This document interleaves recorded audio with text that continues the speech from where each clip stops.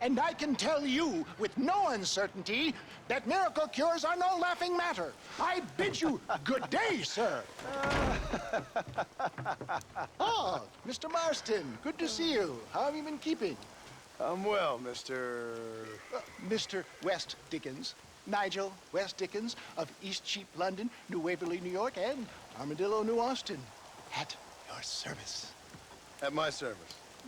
At everyone's service. At the service of science, of knowledge, of life. How are your wounds? Much, much better. But then they would be. Would be... I know a cure for all ailments, Mr. Marston. Ah, I'm sure you do. And I'm sure for just $2 an ounce, I could live forever. Oh, but for you, sir, I do a bulk discount rate of $1.95 an ounce. As long as you buy 100 ounces or more. That's a lot of immortality. Give it up, old man. That's Mr. West Dickens to you, boy. Give it up, old man. Listen, Marston, I'm broke. But this stuff is good. It works. I need a healthy young man like you. Come along, let's ride over to my newest customer at Ridgewood, and I'll explain while we go. Okay. Head for Ridgewood Farm, John. Hurry. There are people there in dire need of my tonic.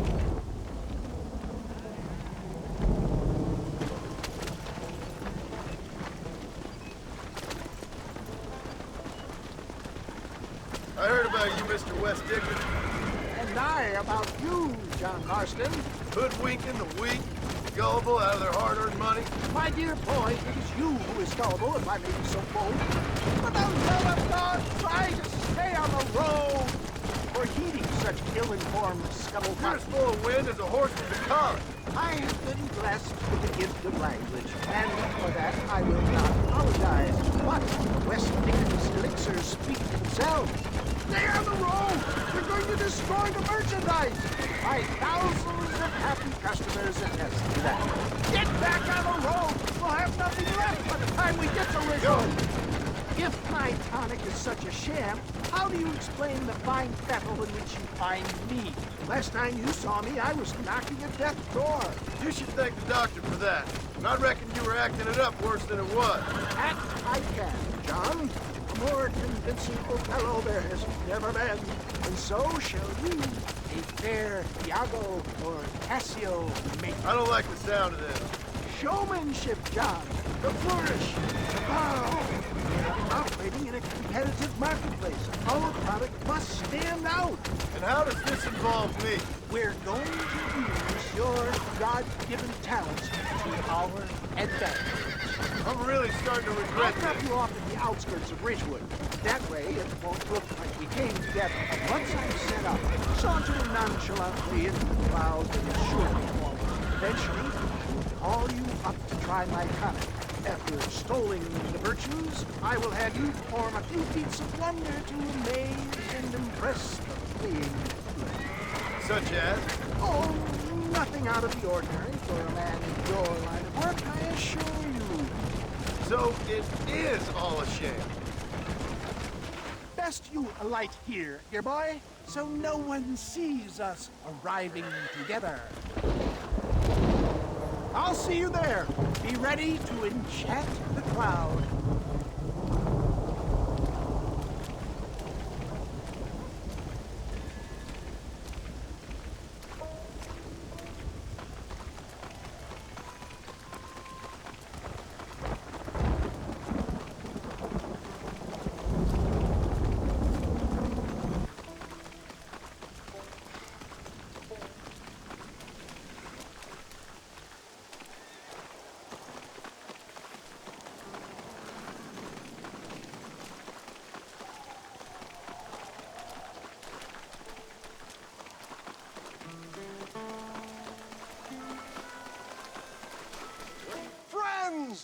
Hard-working souls of Cholla Springs, gather round, gather round. Do you suffer from rheumatism, lumbago, acute chronic sciatic, neurologic, or inflammatory pain? Well, I represent the only company that makes the genuine article that cures headaches, neuralgia, earache, toothaches, backache, swelling, sprains, sore chests, swelling of the throats, contracted cords and muscles, anxieties and ravaged nerves, stiff joints, wrenches, dislocations, cuts and bruises, and it adds vitality and vigor to the healthy man. But can you prove it, old man? Oh, I'm sure there's some customer here who could prove the qualities of it by taking a drink right now. You, sir, come up here. Step right up.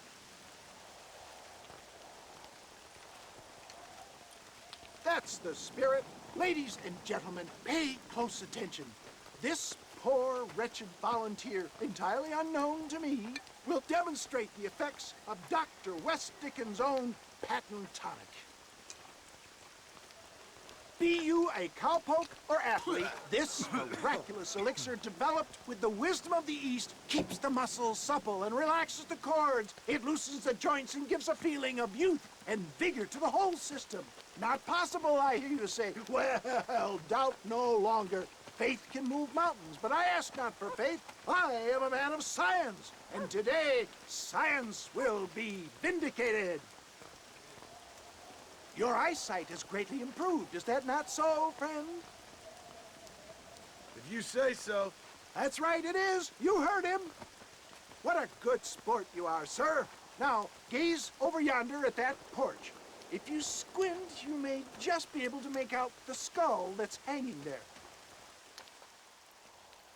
Go ahead, friend. Shoot that skull and demonstrate the miraculous eyesight you now possess.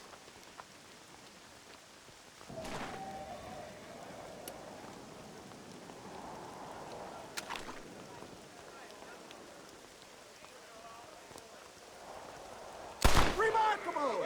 The eyesight of an eagle, granted by imbibing Dr. West Dickens' own patent tonic.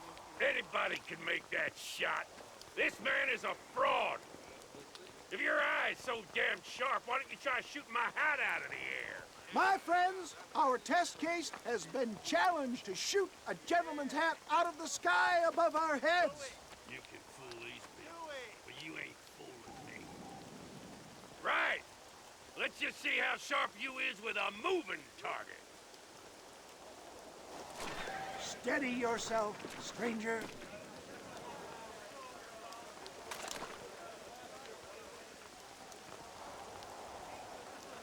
You're more crooked than a snake in a... Have you ever seen such an eye? Behold the power of the elixir, plucked out of the sky. Hey! Hey! What? You think you can put a hole in a man's hat and just walk away, do you? Hey, it don't work like that around here, mister. Come on! Are you a man or not? A challenge of battle has been offered to our volunteer. Let the battle commence!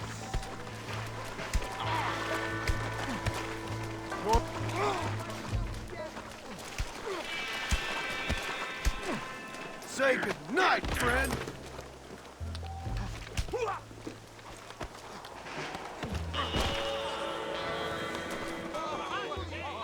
There it is, skeptics and dissenters, irrefutable proof.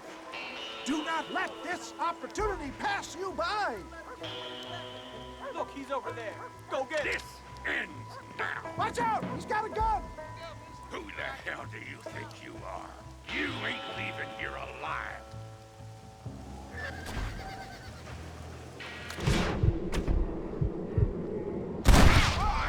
Marvelous shot, dear boy. The kind of deadly accuracy that can only be afforded by the West Dickens elixir. Come, I have plenty for all. You'll be fine. Get out of my way. Hey, where are you going?